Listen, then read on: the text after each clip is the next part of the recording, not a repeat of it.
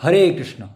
সুধী ভক্তবৃন্দ, জীবাত্মারা বা জীবেরা এই জড়জগতে নানা রকম দুঃখ কষ্ট ভোগ করতে কেন বাধ্য হয়? শ্রীমদ্ ভগবদ্ গীতা ২য় অধ্যায় সাংখ্যযোগের ২৩ নম্বর শ্লোকে উল্লেখ আছে, প্রতিটি সনাতন জীবাত্মা অত্যন্ত ক্ষুদ্র পরমাণু সদৃশ। তাই ভগবান শ্রীকৃষ্ণের বহিরঙ্গা মায়াশক্তির দ্বারা তাদের আচ্ছাদিত হয়ে পড়ার প্রবণতা দেখা যায় এবং এভাবে তারা ভগবানের সান্নিধ্য থেকে বিচ্যুত হয়ে পড়ে। ঠিক যেমন আগুনের স্ফুলিঙ্গ যদিও আগুনের সঙ্গে তা গুণগতভাবে এক ও অভিন্ন, কিন্তু আগুনের থেকে বেরিয়ে এলেই তা নিভে যায় এবং তখন আর তার মধ্যে আগুনের বৈশিষ্ট্যগুলি দেখা যায় না।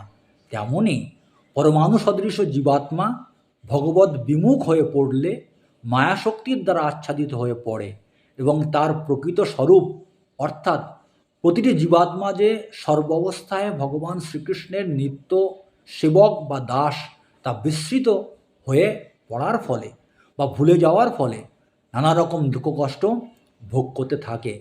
বরাহ পুরাণে বলা হয়েছে, প্রতিটি জীবাত্মা হল পরমাত্মার সনাতন বিভিন্ন অংশ, আর অংশের কাজ হল পূর্ণের সেবা করা।